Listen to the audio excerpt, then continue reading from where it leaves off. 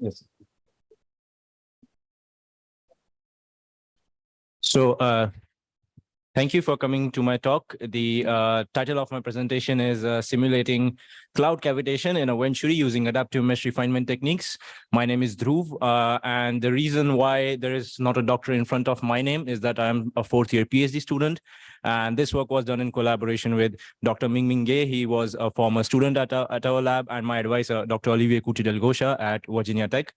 So before I start, I just want to give a brief review of what cavitation is. So cavitation is characterized by the formation of vapor bubbles when the pressure drops below vapor pressure at a roughly constant liquid temperature. So as the pressure drops, you have these bubbles forming. And as this is a flowing fluid traveling with high velocity, these bubbles travel with high velocities too.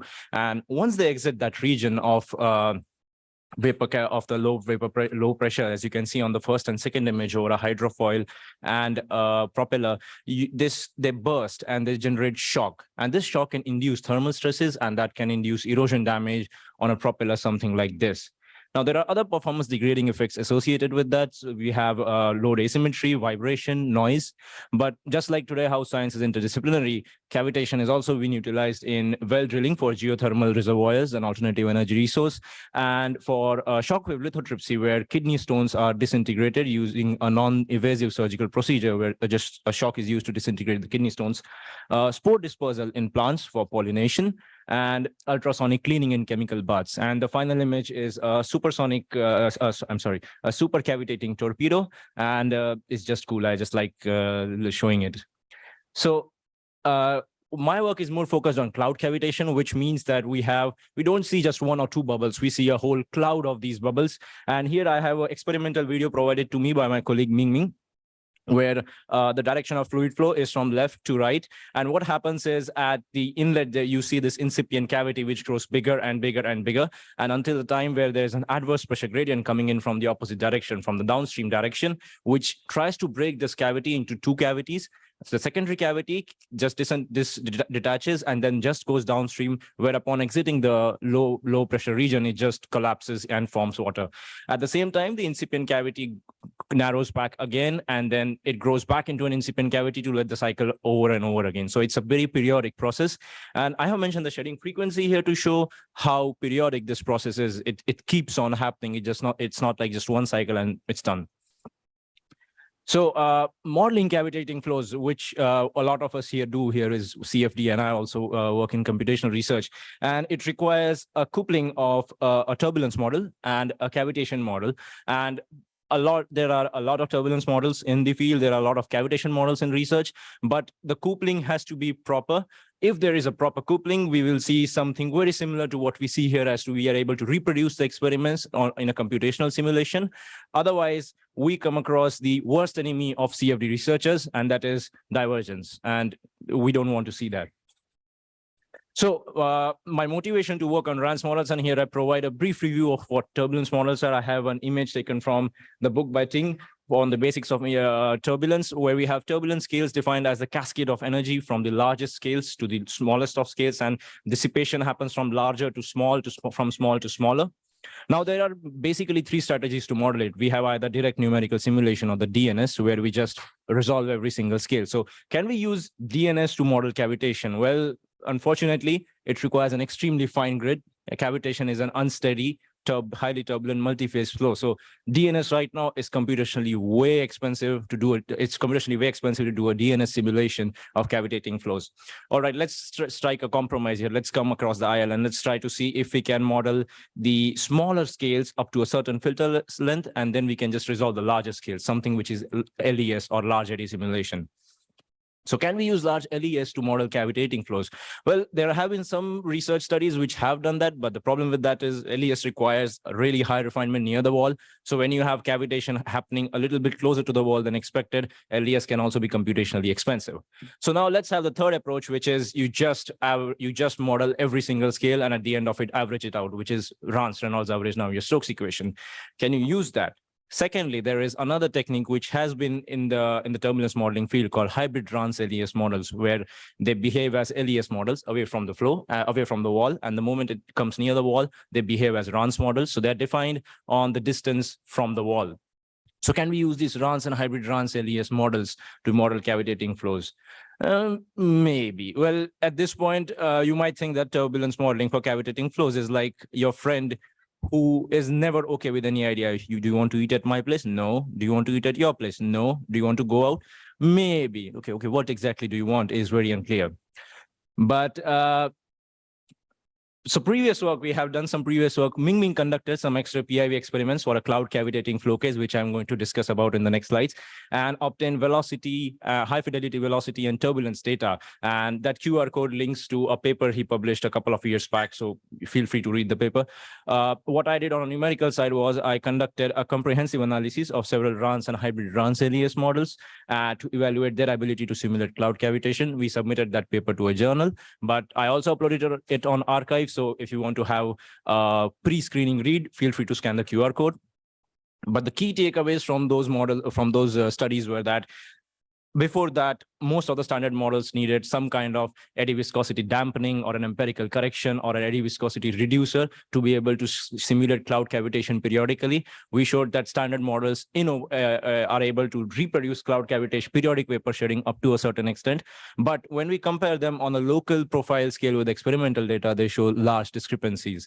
And one of the questions we asked ourselves here was perhaps more refined grids can help. Maybe if we just have, instead of having a completely well-refined geometry, we just have well-grid refined and cavitating flow region, and then a little bit averages refinement out of the region followed with a steady transition. And this is where something called AMR or Adaptive Mesh Refinement comes into effect as to what if we tune grids to our own application. So let's say we have a solver and we have a certain criteria to refine integral. Do we need to refine it specifically per each iteration or per each time step? If no, well, then we have to refine the whole mesh. There is no other alternative. But let's say we want to refine it at certain time steps. So first, we need to specify a refinement criteria. So for me, it was void fraction, but it can be turbulent kinetic energy, it can be pressure, it can be whatever.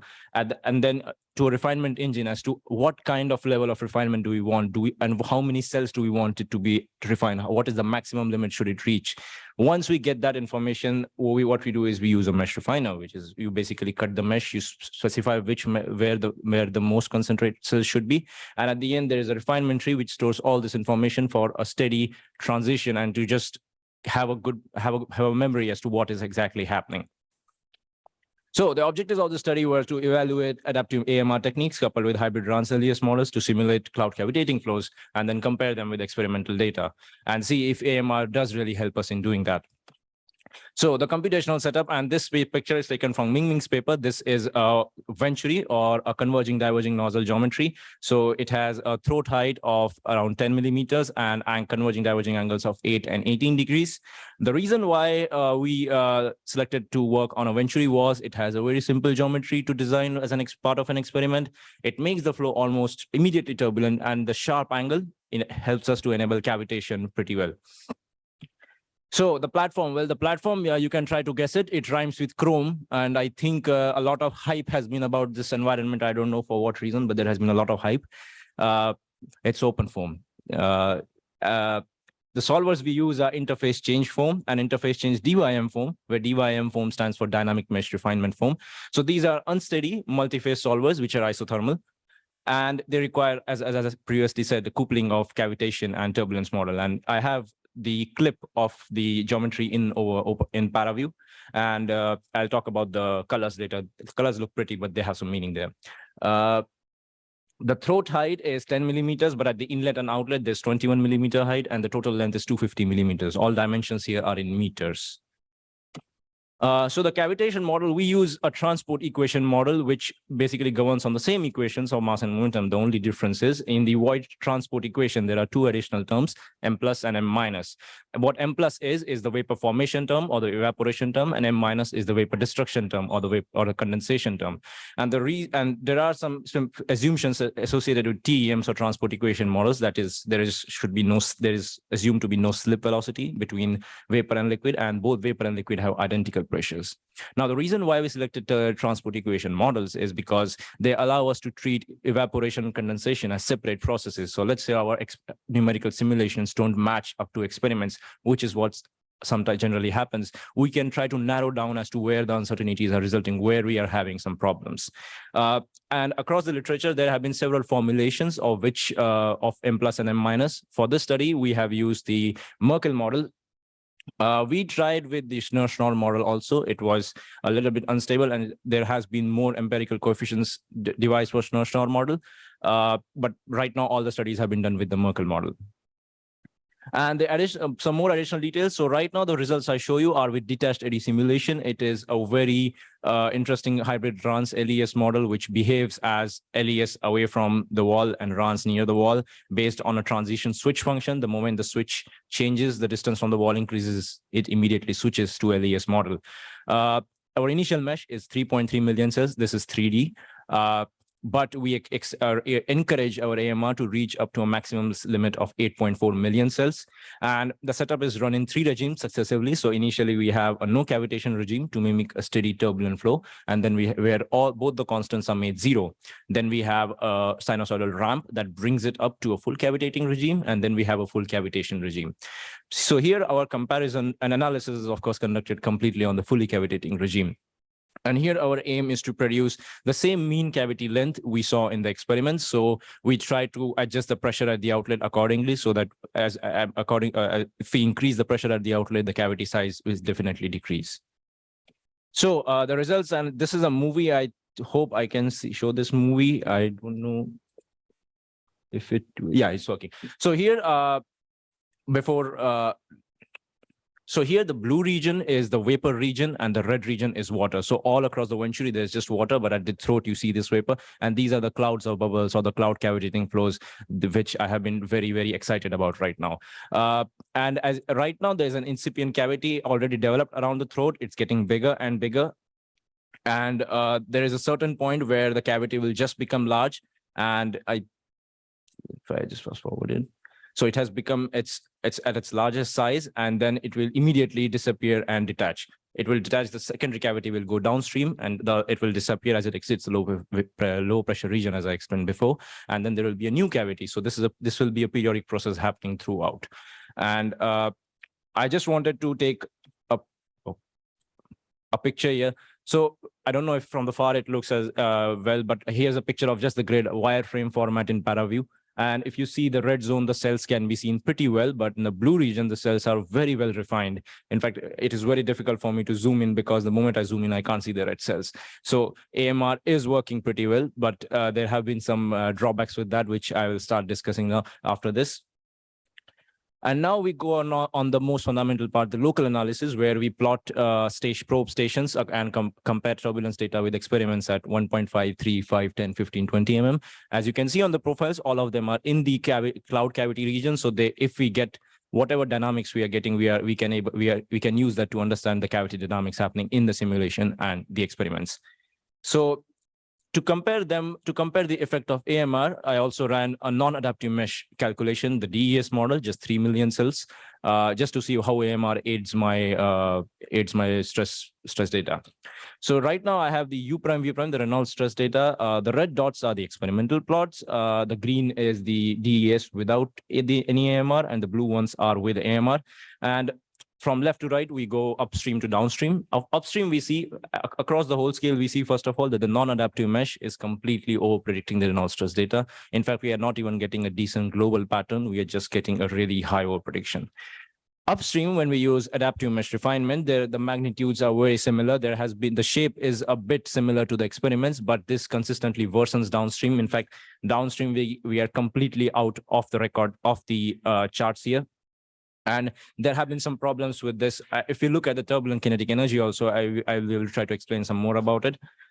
So here we have the turbulent kinetic energy, and the black plot is just something I drew over to show the cavity shape here. And here you can see that initial upstream, again, the AMR is able to predict the magnitude and the pattern pretty well, but downstream, there is just nothing. It's completely zero. Okay. Completely zero. It's not able to predict anything. And Two reasons for that. The first reason is, well, we are using the DES model, and the DES model is a bit known for having a really sharp switch to LES. So there have been some problems where in the transition zone, some stress data has been lost, and we have something called model stress depletion, or MSD.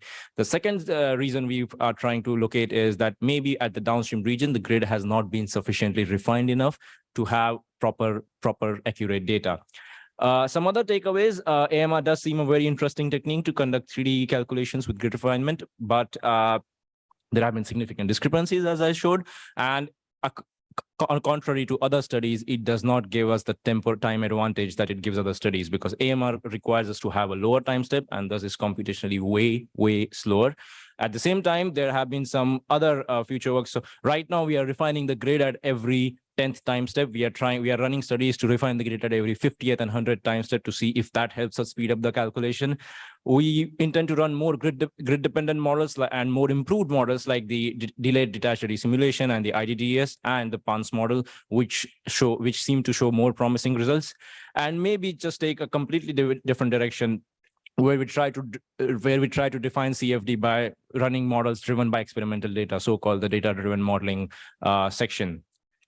So if you liked my talk or my work, you can hire me. I am on the academic market from next fall for looking for postdoc positions. So that's my email ID. That's the QR code takes to the website and my CV. And if not that much, that's fine. We can still talk, look for future collaborations or an exchange of ideas. And you can still look on that email. There is no different email for if you don't like my talk. I'm not going to be vindictive towards that.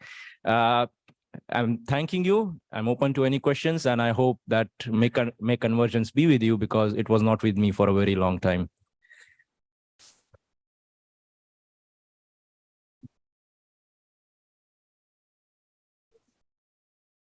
Yeah.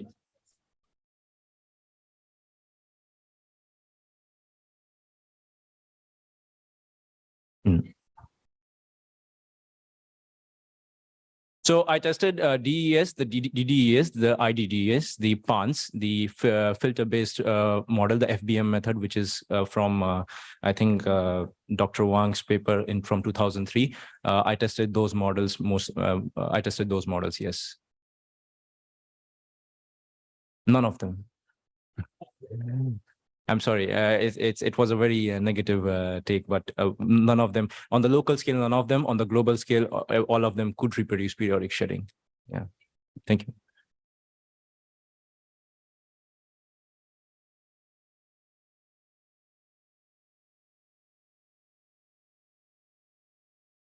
Yeah.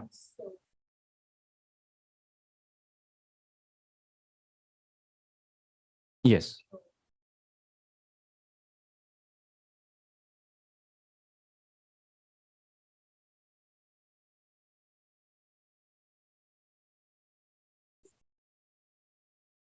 That's a good question. And that was something I also asked my advisor when we first came to the results. But the main thing was because AMR has been known to give a temporal advantage, computing time gets much faster for refined meshes. So I wanted to evaluate that.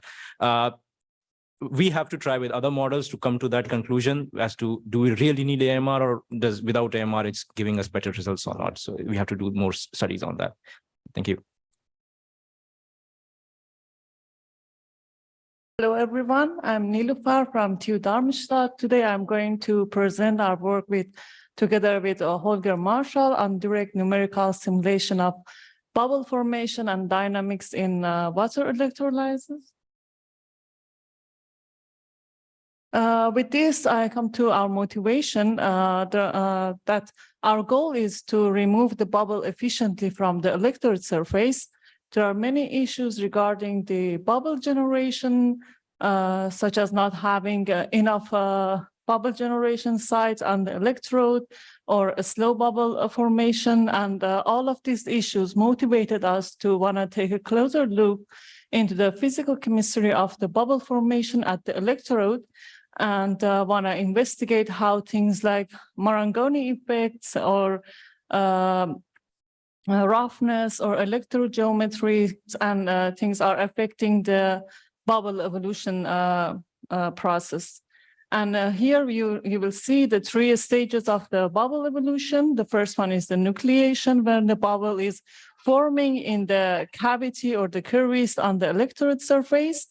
And then it will grow by the solutal mass transfer of dissolved oxygen gas into the bubble. And the growth rate is proportional to the dt to the power of half. And finally, when the buoyancy overcomes the interfacial tension force, the bubble detached, and the next bubble will be formed at the very same spot. Then we have the methodology. For the two-phase flow, we are using a volume of fluid method. And for the species transfer, the transfer of dissolved oxygen into the bubble is governed by a continuous species transfer approach. And for considering the charge effects, we have a Poisson-Nernst-Planck equation, which these three approaches are kind of pieces of puzzle that we are bringing them together in our in-house OpenFOAM solver. And as you may know, we can use the volume of fluid for simulating multi-phase flow.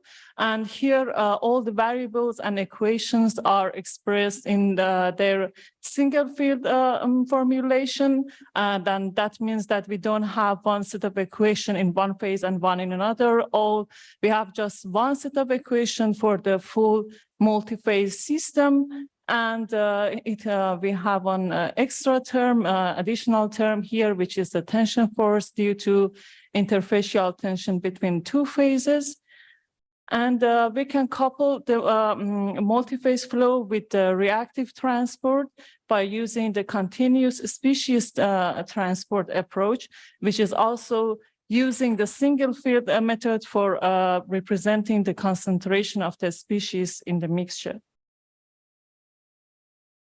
And the last piece of the puzzle is the Poisson-Nernst-Planck equation, which it describes the species transport in the presence of the Fickian diffusion and the electromigration, which leads it to diffusional fluxes and electromigrational fluxes here. And phi is the electric potential, and mu is the electrical mobility, which we have to close for both of them.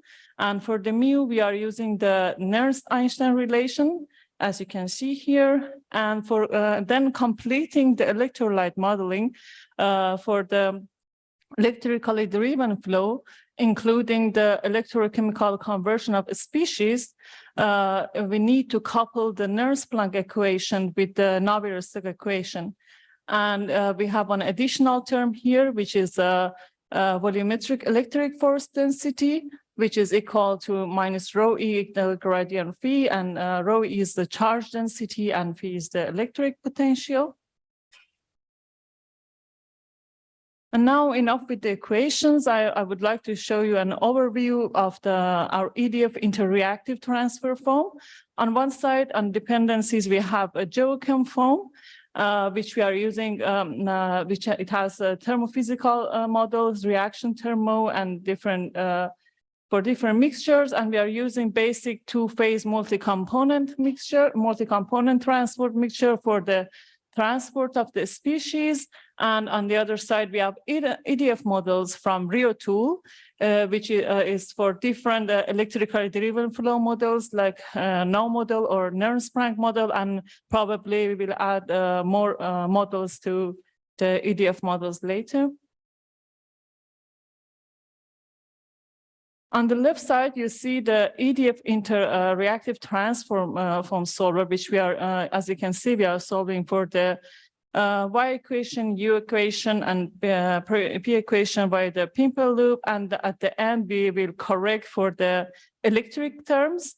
And the U equation that we are using here has an additional term on the right-hand side, which is the FE, the volumetric electric force body that is actually implemented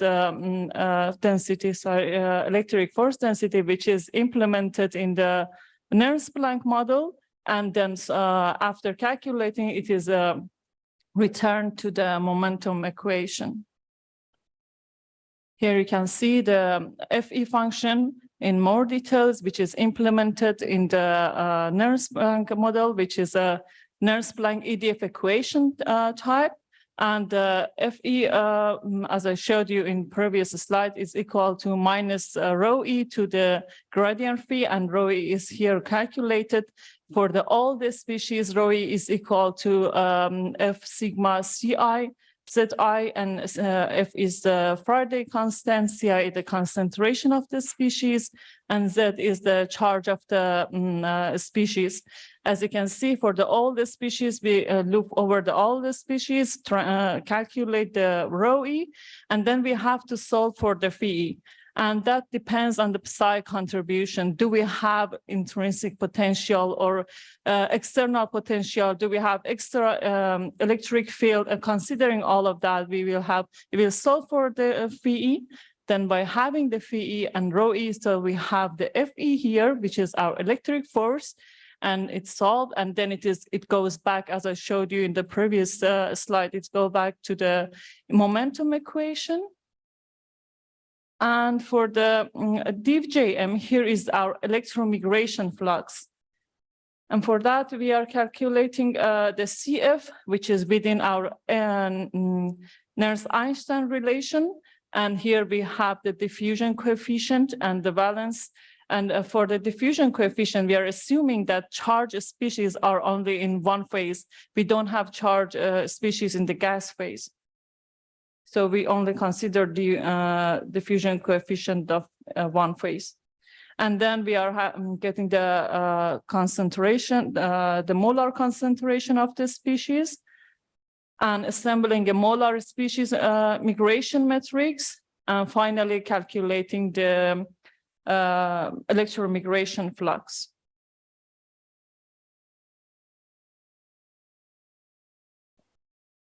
Figure is not showing.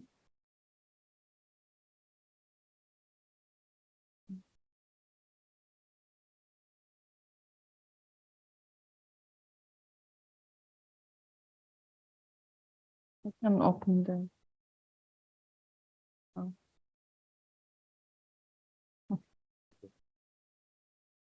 Yeah, it is the schematic representation of the test case. I have also uploaded the PDF. Maybe we can show it on the PDF.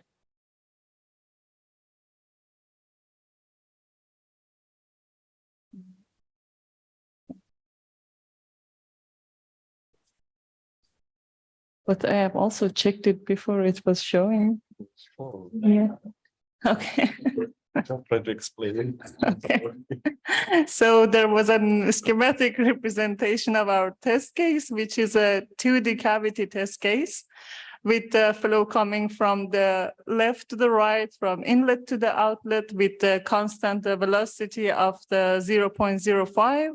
And for the walls, we are applying the no-slip velocity and a specified potential or specified surface charge, constant or variable over the surface, depends on the case. And on the right-hand side, you will see the case setup. On zero folder, we have the initial conditions for for our species like KOH, hydroxide, and electric potential. And then we have on constant folder, we have the electric properties, and which is holding the EDF information for the electrically driven flow information, which kind of model we are using, and thermophysical properties, which is holding our species information. And I will show those in more details in the next slide. Here we have electric properties dictionary. As I mentioned, it holds the EDF model information, what kind of model we are using. Are we using no model, Nernst-Planck, or any other EDF model? We should specify it here. And then it's as an I dictionary in EDF model constructor. Then we have thermophysical properties dictionary. on the right, on the left side, and then it has a sub-dictionary called solution species for the different species that it has the diffusion coefficient, molecular weight, Henry constant, and the charge of the species for the ions. And it is, as an I dictionary, is in basic two-phase multi-component transport mixture coming from GeoChemFOAM. And here I would like to show you a video of the preliminary simulation of the oxygen bubble formation in a 2D cavity test case, which the flow is coming from left to the right, inlet to the outlet, and the bubble will start to nucleate in the cavity where the concentration of the oxygen is higher compared to the bulk. And when the bubble starts to grow by solutal mass transfer of the dissolved oxygen gas into the bubble, it grows, and the concentration of the dissolved gas gets higher behind the bubble, and you will see the formation of boundary layer due to that solutal mass transfer. And as bubble starts to grow and detach, the cavity will be filled with the electrolyte. And after the detachment, when there will be some vortexes behind the bubble and some oxygen fluxes in the cavity. Here you can see the 3 stages of the nucleation, growth, and detachment of our preliminary simulation in more details. Here we have the formation of boundary layer due to solutal mass transfer from dissolved gas and the recirculation zone of the electrolyte behind the bubble during the nucleation process. And then we have the second stage when the bubble is growing, and due to the solutal mass transfer of dissolved gas into the bubble, as you see, when the bubble is growing and starting to detach, the cavity is being filled with the electrolyte, and the concentration of the dissolved gas gets higher behind the bubble. And finally, when the buoyancy overcomes the interfacial tension force, which pins the bubble into the crack, the bubble detached and it left behind some small vortexes. And due to the oxygen evolution reaction, there are some oxygen fluxes in the cavity.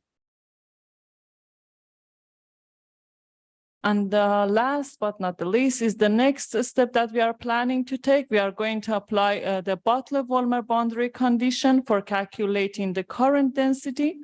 Here you see the Butler-Volmer boundary condition on OER side, and alpha A and alpha C are anodic and cathodic coefficient. Eta is overpotential, and then we have an equation for to relate the current density to the electric potential.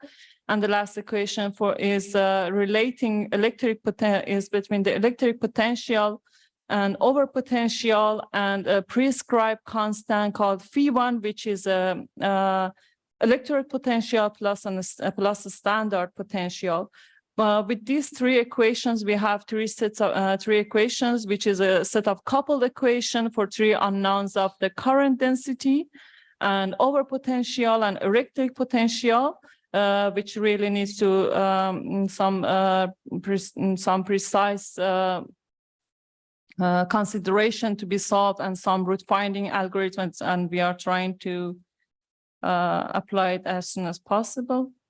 And then this current density leads to some Neumann boundary condition at the wetted part of the electrode. Here you see for the H2 and O2 is as it's not a charged species, we don't have the electromigration flux, it's just the Fickian diffusion. And then for the OH, we have the electromigration flux. This minus and plus sign depends if whether the species is oxidized or reduced, and the coefficients here are depending on the number of electrons and the stoichiometric coefficients in our chemical reaction. And that's it. Thank you for your attention, and I'm going to questions.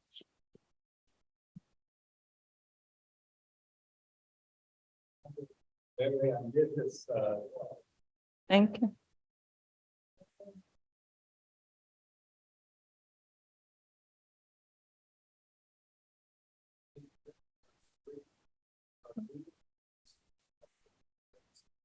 Yeah. Yeah.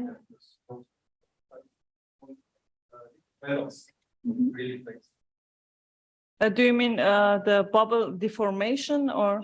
Yeah, but yeah, because we are considering the CST approach, so we allow the bubble to deform by applying the CST approach for the species transport.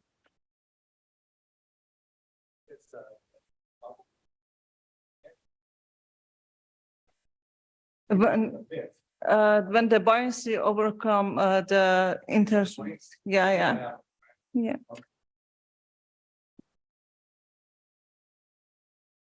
Thank you.